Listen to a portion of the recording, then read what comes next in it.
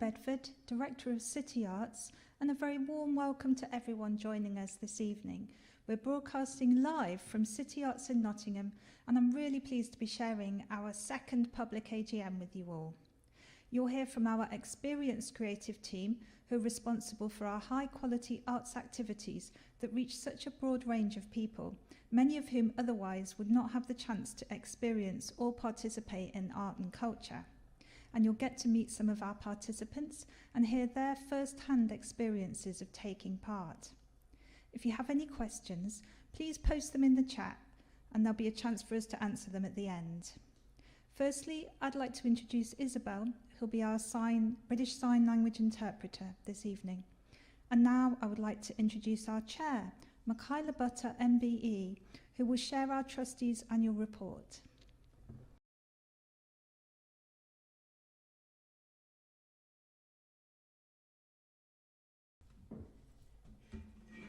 Good evening, everyone.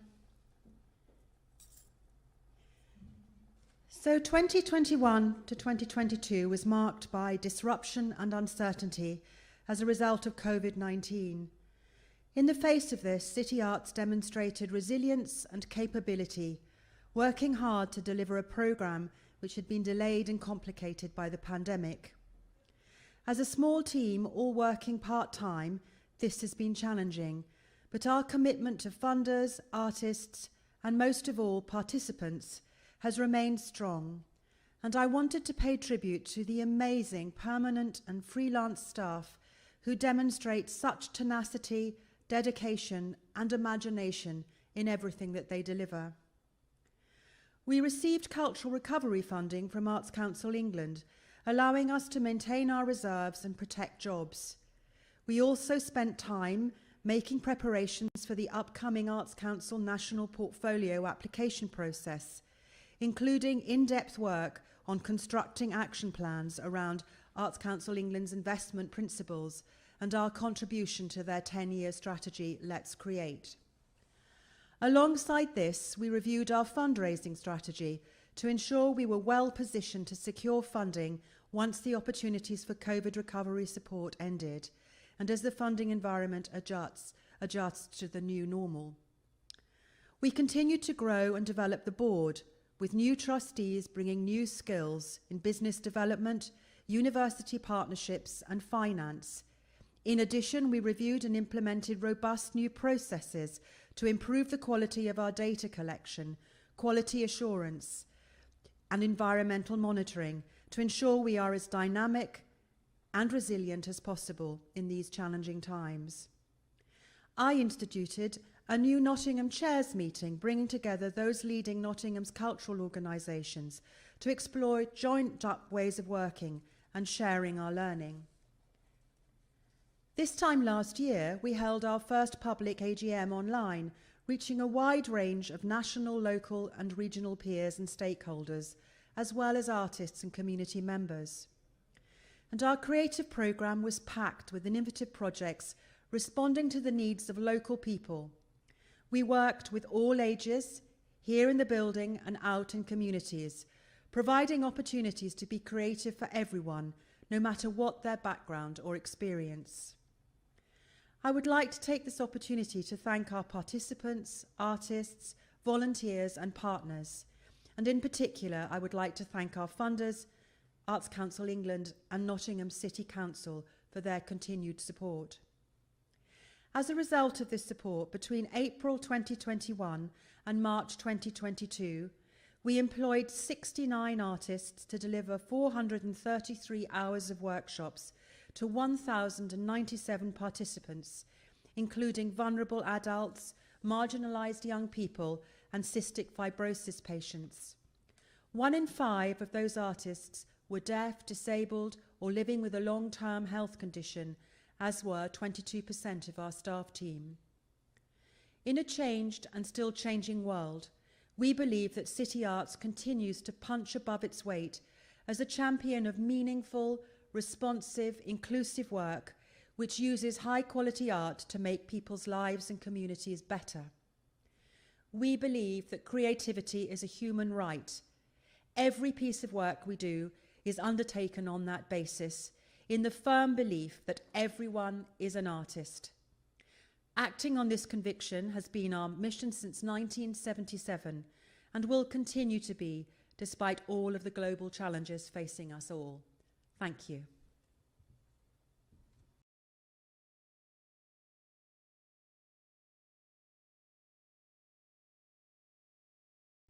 Thank you, Michaela. I'm now going to hand over to Alma Salotti Tobon, creative producer with City Arts for many years. Alma has developed an internationally renowned approach to working with young people in a co-creative way, and we'll be talking tonight with Evie, and I believe representing Yukali for us, both representatives of our young producers and our youth panel.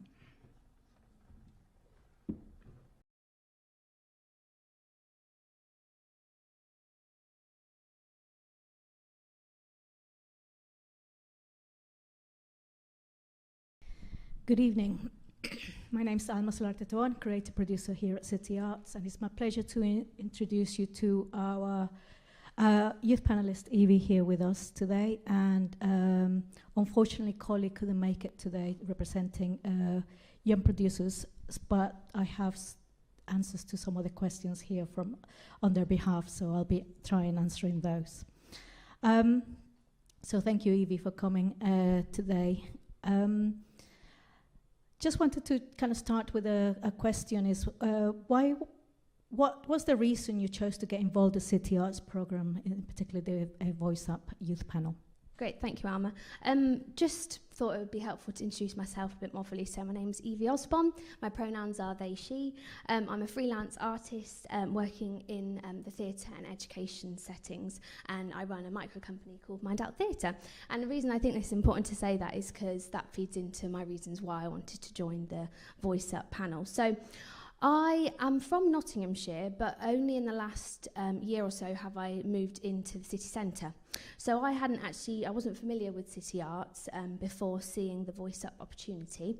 And I basically felt compelled to join because I wanted to feel more connected with my local community, championing accessible art in Nottingham. And it felt like, from what little I knew of City Arts, with fresh eyes, that was the case. So I wanted to join. I think what's really important to me as an artist is to be able to meet other young artists who are interested in shaping decisions that artistic and cultural organisations make. I pretty much strongly believe that whoever an organisation is trying to reach or serve in their work, i.e. the target audience, which we learnt about in our programme, I think that they should be involved in the decision-making process behind that work. I sort of have changed my opinion around the word engagement. I think we should have a bit more of a shift towards using the word involvement. So engagement feels to me like a word that is about delivering workshops to a target audience, whereas involvement feels more like you're integrating and meaningfully collaborating with those that target audience, i.e. young people in my circumstance, right from the offset to inform the project work. Thank you, that's a really great answer. Just the Voice Up have just started up recently, so great to have you on board for our first few members of the group. We have 6 members at the moment, so thank you. I will answer on behalf of Corley, who have asked them about their involvement in the Young Producers Programme. It's been going for 7 years, but this is the answer and the reasons why they got involved. I joined the Young Producers over lockdown in November 2020. After having a break as a full-time freelance, I wanted to get back into doing art in a different way. I wasn't sure in what way I wanted for it to get going again. Young Producers was a chance to experiment and explore. A follow-up question to that, being involved in the Voice Up program, what skills do you think you have learned during your time with us? Yeah, I think I have grown in confidence in advocating for myself and for others. I mean, being invited here today to speak is a great opportunity to work on basically that balance of passion and clarity. That's something I am definitely trying to evolve more in, making sure that my passion doesn't sometimes cloud my ideas and thought processes. And so being a part of the panel has helped me to practice that, really. And also, a specific example that I think really informed my development was we did a session where you asked us to create a project and a mission statement in 5 minutes, and it was quite stressful, but it was really, really useful, because actually, as a perfectionist, someone who kind of is always like, oh, I'm not quite ready, to sort of be encouraged to flex that muscle a bit more and get things done. And as someone, as I said, with a micro company sort of just starting out, writing those funding bids, you can find many, many excuses to put them off. So having a space to practice getting things done is really, really helpful. Thank you. This is Corley's answer to their skills learned through being involved. Being with City Arts was the fine art education I never really got. I've worked for a variety of creative briefs, ranging from things I was closer to, such as filmmaking, which honestly was still a different part of the process to what I know, to working to create and submit to an exhibition brief.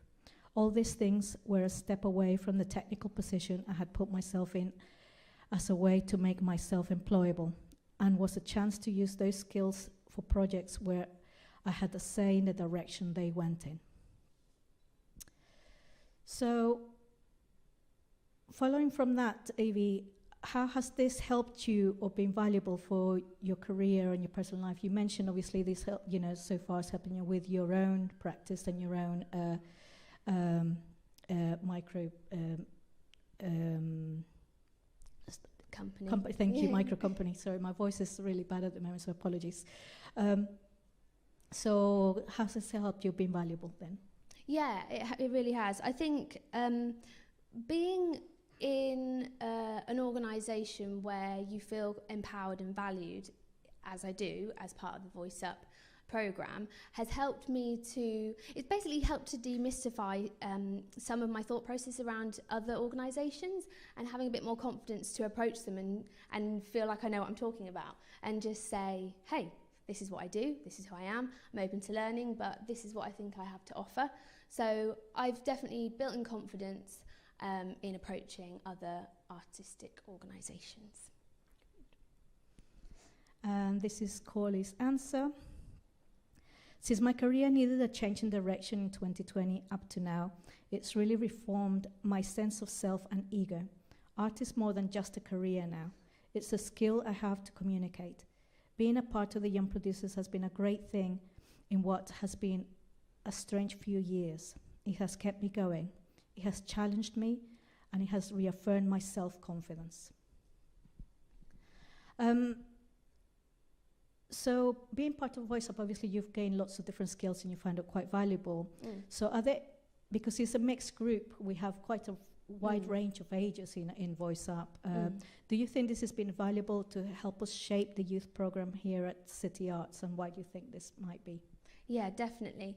I think, I'm 27, so I'm on the older end of the Voice Up panel. And it's been really valuable for me because it's helped me stay in touch with what's relevant and important to people younger than myself. So with that in mind, I think that kind of same thing applies to City Arts more broadly. It's kind of remaining relevant and in touch with the different perspectives, outlooks and passions and interests of Gen Z and millennials. I sort of sit on the cusp between Gen Z and millennials, so sometimes I'm surprised often by social media platforms that Gen Zs use, and I found it really helpful to hear what is of interest to them now. So I think it just provides a richness, basically. I think my main sort of thought is that art the best art is art that represents all, or that everyone can see themselves in. Obviously not one painting is going to represent everybody, but it's that breadth and width and depth of art, everyone being able to find themselves within it. So I think the broad age range helps to do that and provide different perspectives.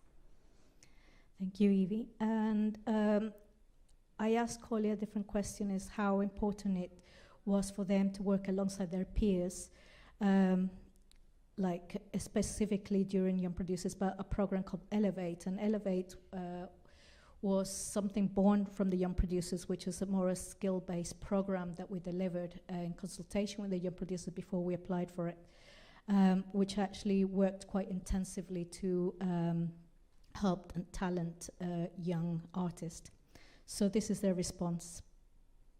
During my time on Elevate, I had a chance to meet people from such a range of creative backgrounds who were all working locally. Since having a lot of upheaval in my personal life not too long before, it was necessary grounding to sit and listen to how art had enriched its practitioners in as many ways as it had participants. And during the current November takeover, I've worked with Alma and the rest of the Young Producers to design the face-shaped mirrors in the window that you see at the moment on our exhibition, which was extremely important for me to get practice in that aspect of client communication. They wouldn't be hanging so well if we hadn't spent time with Alison to work that out. They all did an amazing job hanging the art, and it was the Young Producers who curated the work as well. So that's up at the moment if you want to have a look at our window exhibition and upcoming program. So just to round it up, Evie, do you think spaces like this are valuable for you and other young creatives?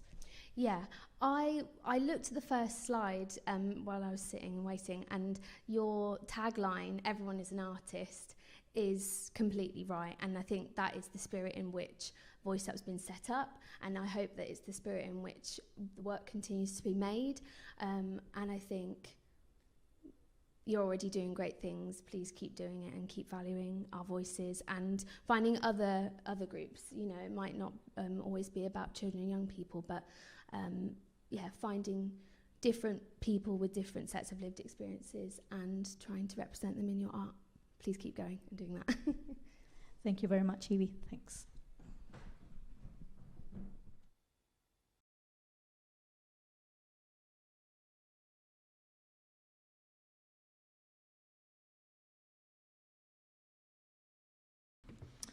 Well, thank you, Alma and Evie. It was great to hear what you had to say, and it was really encouraging to us, and lots for us to learn from as well, I think. And thank you to Corley as well. I'm very pleased to hand over to Alison Denham, who's Creative Development Manager with City Arts, and whose expertise in outdoor arts and puppetry, amongst other skills, has developed a broad programme of work that reaches people outside of traditional venues. Alison will be talking to us about the process of bringing culture to people where they live.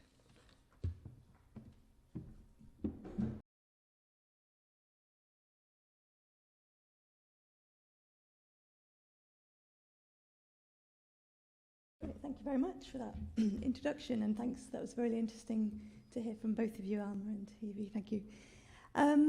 Yes, so tonight I wanted to share some of our processes around what is neighbourhood-specific work and what we think about in anticipation of doing that.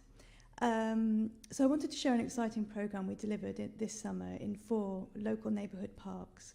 But first I wanted to also share some pre-pandemic work to put it in context a little bit, and also some of the things that we think about in anticipation of that.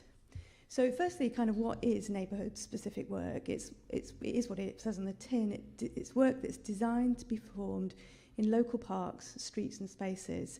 So, and it's a change of boundaries with the lack of a formal art space and the rules that a formal art space has.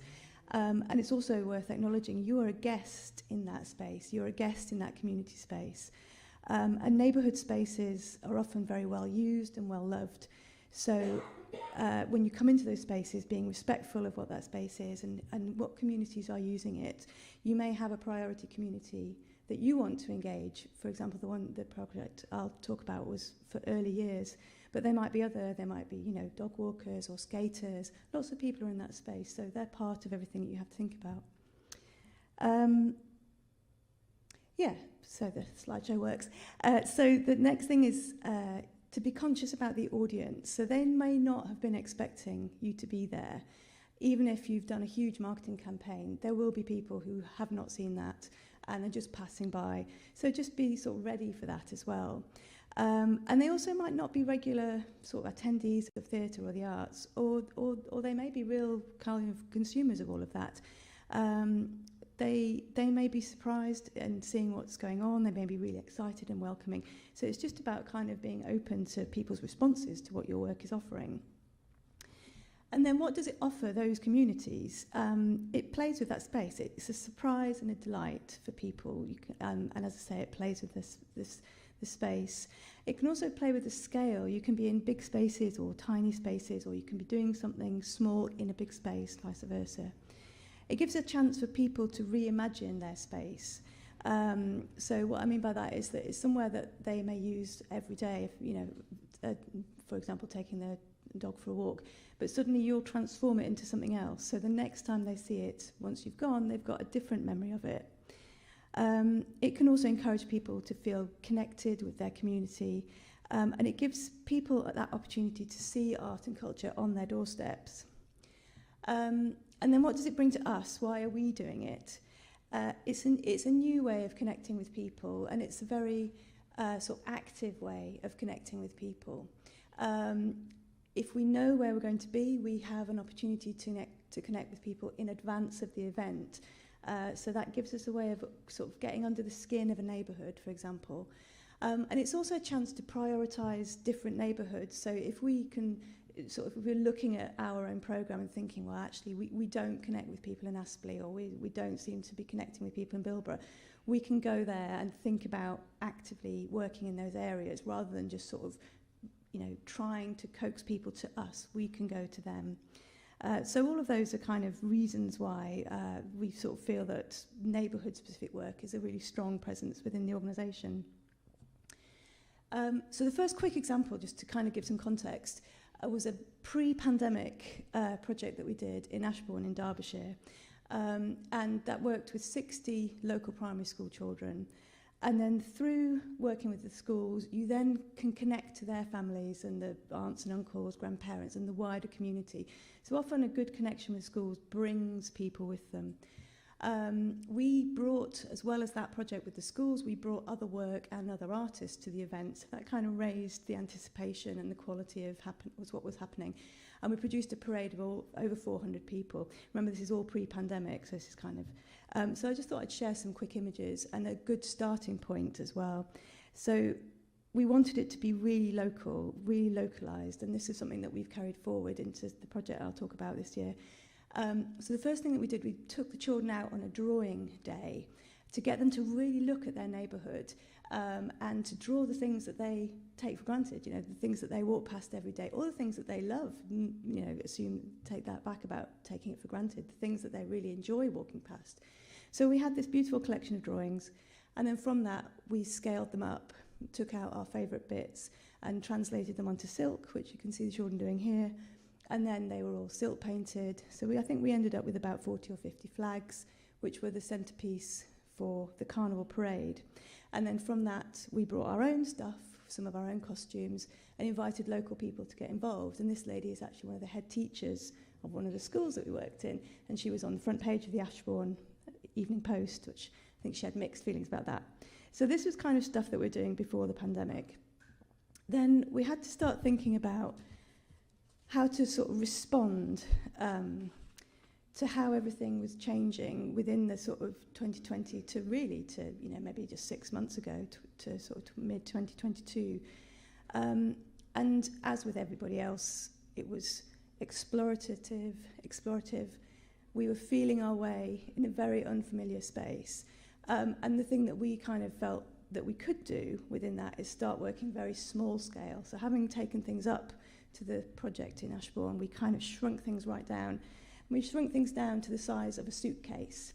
And you may have seen this project because we talked about it a little bit over the last year or so, but everything fitted inside this suitcase and it travelled to people. And the story was about a journey. It was this teddy bear going on a journey, and essentially how that journey, even though that journey may be scary, is made better through friendship and companionship, and those things will keep you on your way, keep you on your journey.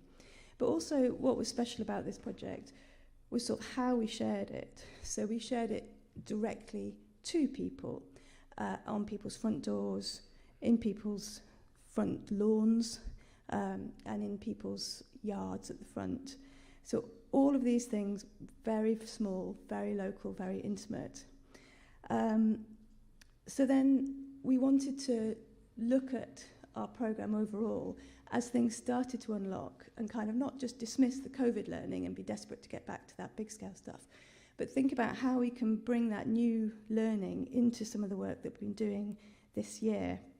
So we were lucky enough to receive a grant from Small Steps, Big Changes, who prioritise early years, so 0 to 4-year-old children and their families. And they also work in 4 priority neighbourhoods in Nottingham, which is St Anne's, Bulwell, Aspley and Hyacinth Green and Arboretum. So we suggested a small-scale early years festival that kind of drew on both sides of those two things that we'd been looking at in terms of neighbourhood engagement festivals and small-scale intimate work. And Hoopla sort of offered us that space where we could bring that learning from the bigger pre-pandemic work, but also really look at keeping hold of that neighbourhood-based work that we created during lockdown. So we created a sort of touring mini festival that went to those 4 neighbourhoods. We found 4 really nice outdoor venues in those neighbourhoods that also had some sort of community sort of centre or park or warden or sort of next there as well, so that we were able to offer wider facilities and make those connections. We did quite a lot of pre-work. We visited lots of early years playgroups, talked to lots of the parents, we did drawing sort of exercises with children, which we translated into some nice banners. And then we produced a festival that came and sort of arrived in that space, took over the space, and created a sort of moment of joy and celebration and permission as well for people to come out, to come and be part of their neighbourhood again. Because I think we're all feeling the need for that permission to sort of function in a pre-pandemic way. So and they were really, really well received, the events. But it did lots of other things as well. So it gave us an opportunity to employ artists, for example, who had also been, sort of in need of that support over the last 3 years. And so being able to create a space where we're starting to generate work again for artists. It created opportunities for us to work in partnership with other companies. So this installation is made by a company called Makers of Imaginary Worlds. And they're very interested in play, in very organic play and sort of interactive, family-based experiences. And I think part of what we wanted for Hoopla was that permission to play, permission to come together and enjoy our local spaces. We had a rainy day. This was our rainy day, but out of the 4, we only had 1 rainy day, so that was good.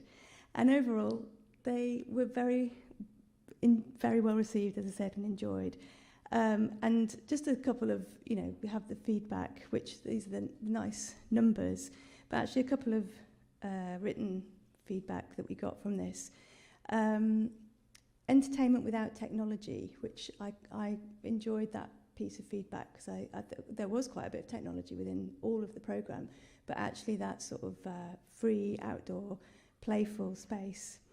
And someone else commented, my 9-year-old loved all the music, even though it was a 0 to 4s event. My 9-year-old loved all the music and played with the sensory materials.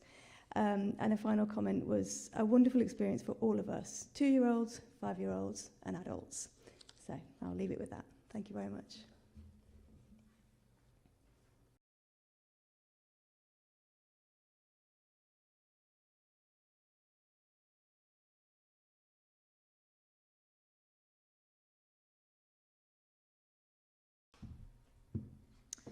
Thank you, Alison, for a really inspiring talk there. Now, just a little reminder, please leave us any questions that you have in the chat. As I say, there'll be time to look at those at the end. For now, I'd like to introduce you to Panya Banjoko, who joined City Arts only a few months ago as creative producer for our Green Social Prescribing programme, Blue to Green. In a short space of time, Panya has built strong relationships with a broad range of people, many of whom are residents of Jigsaw Homes. The aim of the programme was to offer creative activities to help improve people's mental well-being.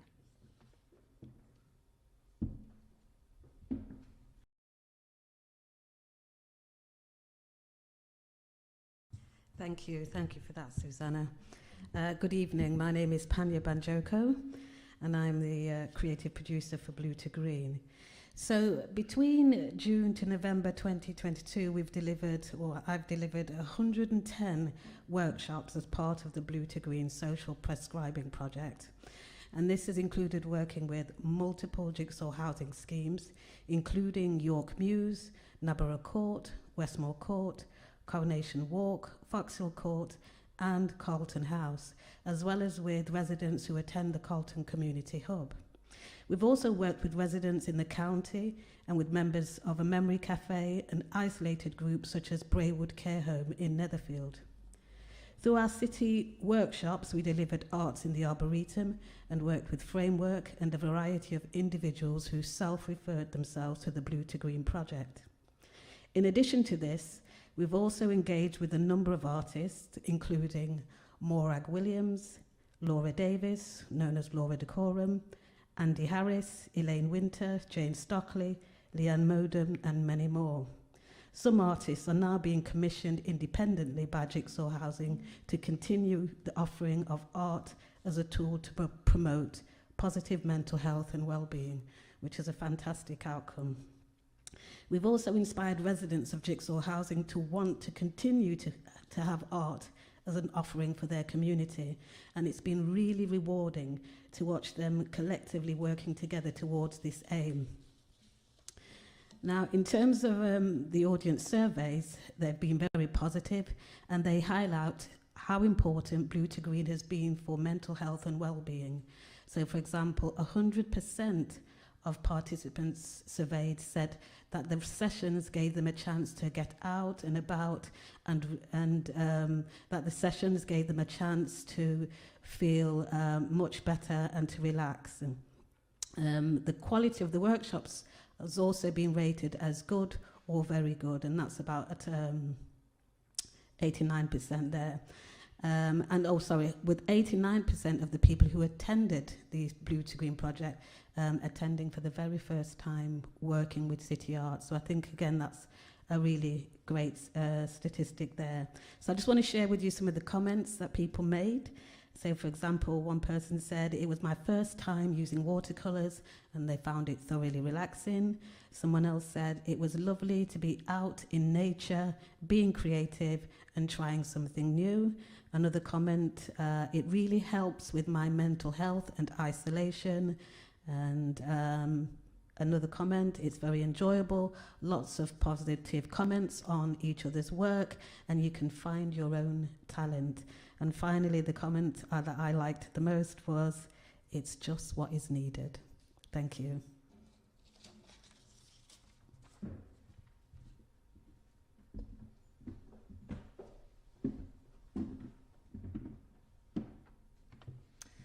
Thank you, Panya, and huge congratulations to you and that fantastic group of artists for creating such a meaningful project.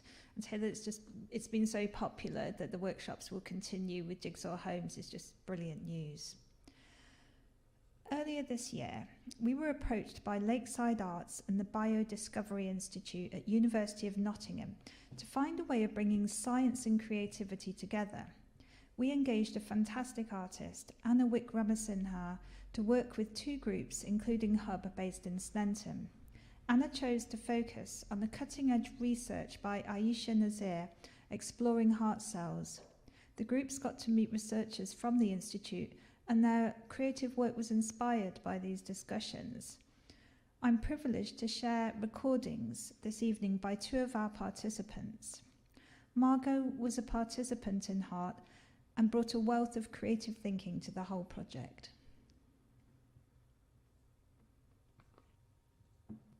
My experience of coming into City Arts World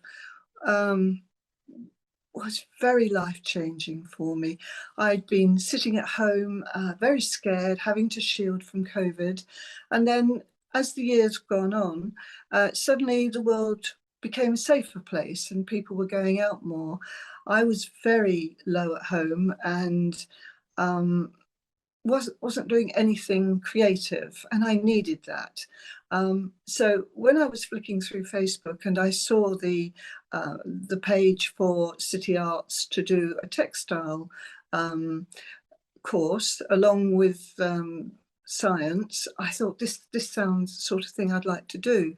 So I applied and I was very happy to actually be accepted and looking forward to the course. So I came along on the first morning and I was full of trepidation. I was scared. I was out in the outside world. I was going into an enclosed environment with other people. I was a little bit worried.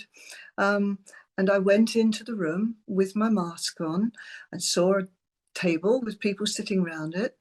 I was welcomed at the door and encouraged to come in and find a seat, offered a cup of tea, which was lovely. And on the table in front of me, I saw lots of interesting and exciting pictures and some craft work, etc. The course got going, and from that first session, we were introduced to what the university wanted and how City Arts was going to respond to that with a creative artist to lead us all through. So we got stuck into it. We got the first piece of craft out of the way. We got the ideas, the view of the cell out of the way. And I left that session feeling extremely excited, like really excited and wanting to go on and do more, and very much looking forward to going back for the rest of the weeks. When I came home, I was very happy.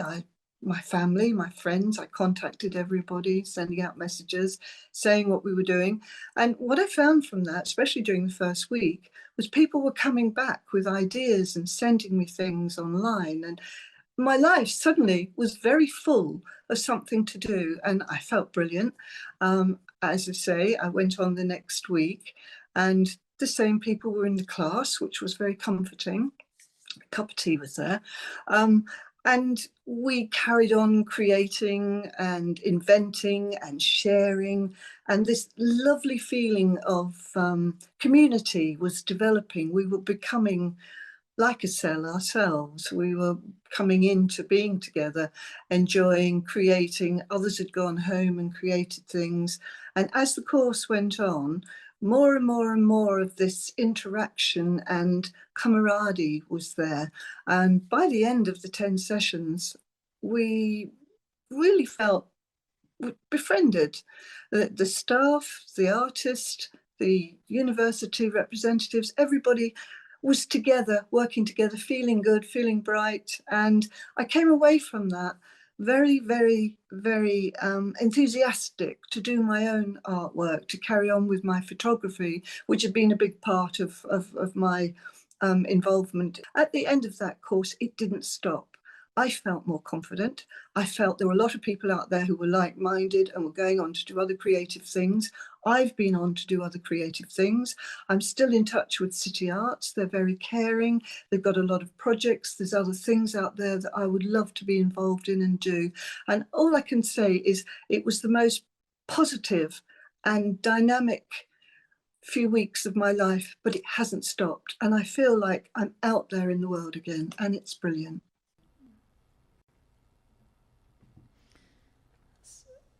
Great. Thanks to Margot for that lovely testimonial. Finally, I'd like to introduce a poem about the Heart Project. This was written and recorded by Gail, who is also one of the DIY poets, one of the many peer-led creative groups that City Arts is proud to host.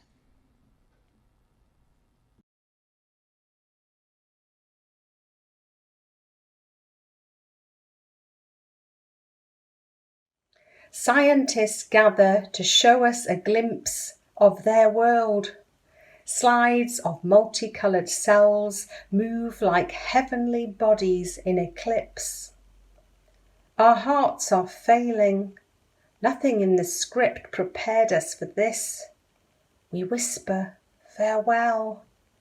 Scientists gather to show us a glimpse of hope. Skin turns to stems and we exist as patterns, templates, coaxed into heart cells, moving heavenly bodies in eclipse. A textured tissue, embossed patch. These links weave a heartbeat, our heartbeat, parallels. Scientists gather to show us a glimpse of life.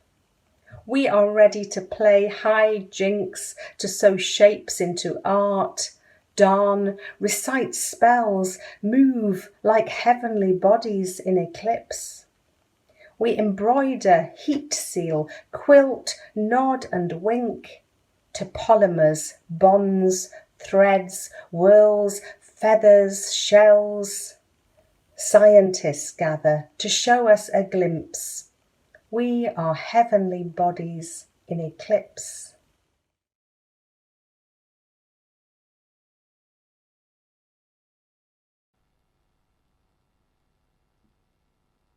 Wonderful.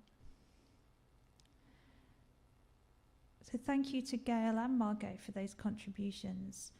I think we've got a few minutes left before the end of our evening, so we're happy to take any questions that you have for us. If I read you out some questions, you might need to just repeat them on mic before you answer them. If you guys want to come and join as well. So our first question is from Michael, who's saying it was really interesting hearing about the involvement of young people in the direction of projects. Are there any other ways that City Arts involves communities in decision making? So I don't know which of you wants to answer that. Do you want to talk about residents? Yes, so the question was about how are the ways that City Arts involves communities in decision making. So this is something that we've been looking at quite closely over the last couple of years. It's always something that we've sort of had at the essence of what we do, but actually we wanted to draw it out more and be more structured about it and do it in a more kind of more structured way. So we've been piloting this. Obviously, I'll allow Alma to talk about the youth programme separately, but we've been looking at a programme called Residents, where we wanted to create an opportunity to offer commissions to artists, and as I think we've all alluded to, the sort of employment of freelance artists is very central to the organisation. But we also wanted to let communities be in the driving seat of that, and we also wanted to find artists who perhaps aren't part of the mainstream or aren't kind of regularly commissioned or part of the sort of network already. So we set up 3 panels specifically looking at 3 different areas of lived experience. So the first was around disability, the second was around ethnicity, and the third was around neighbourhood specific, and because of our locality, specifically St Anne's and Sneinton. So on those 3 panels, we found individuals with lived experiences of either disability or black artists and artists of colour on the ethnicity panel, or people who are from St Anne's and Sneinton. And we talked to them about their lived experience, about what they were interested in. They devised a call out. They then shortlisted and offered the bursary. And it was a very empowering process for them. And it brought through some really interesting artists to us who we would not have, I think, encountered had they not gone through that process. So that's quite an in-depth way. I'm not sure if, Alma, if there's anything you want to add. Shall I just add a little bit? So that's a brilliant example of kind of how we're working with residents.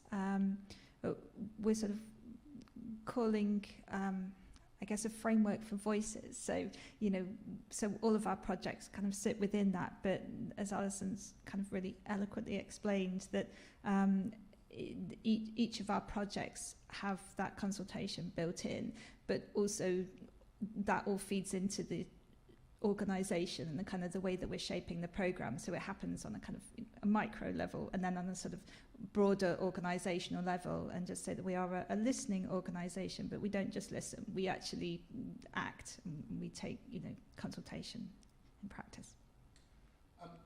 Question, which is probably for Panya or Alma, just about, we're coming out of a pandemic and into a recession.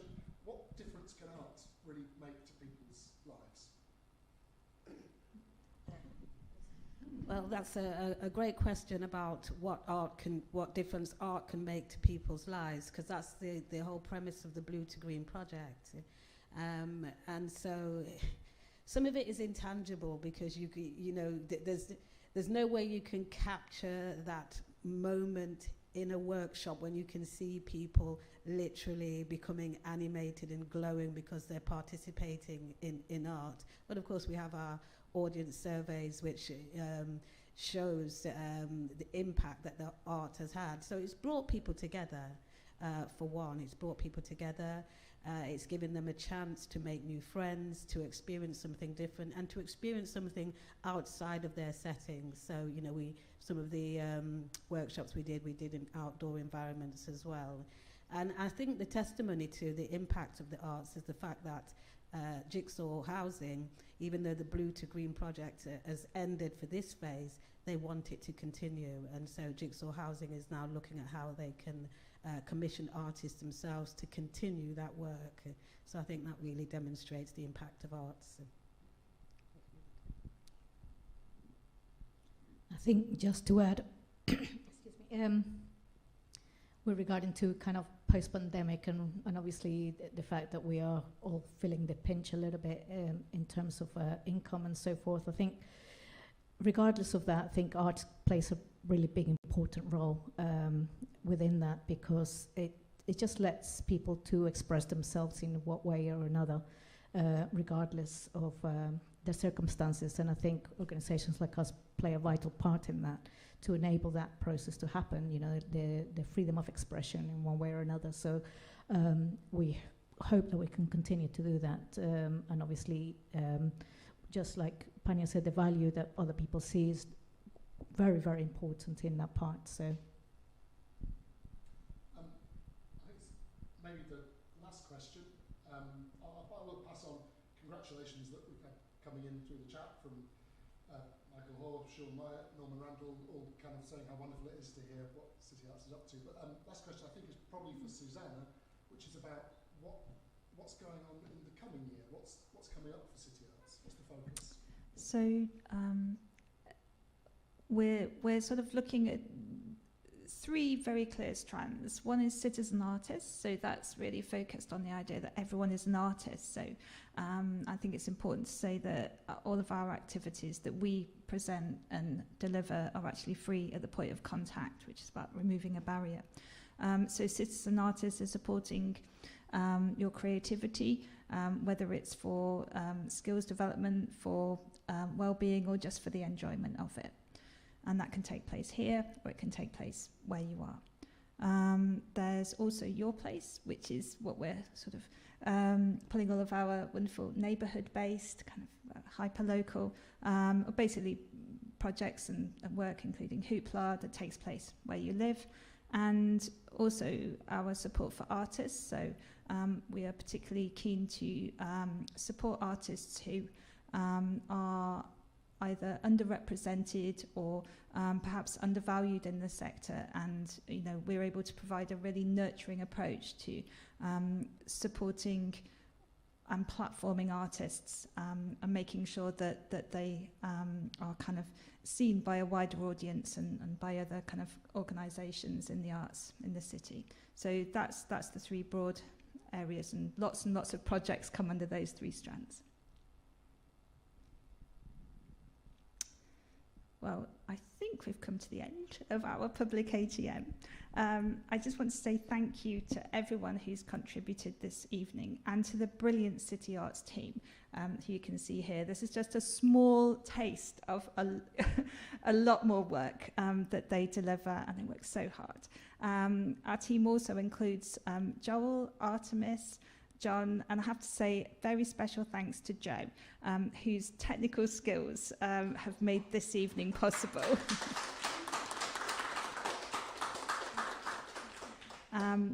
Thank you to you all for choosing to give us your time this evening. And finally, a huge thank you to all of the artists, the participants, partners, supporters, funders, including Arts Council England and Nottingham City Council, whose support has enabled all of this work and more. Thank you.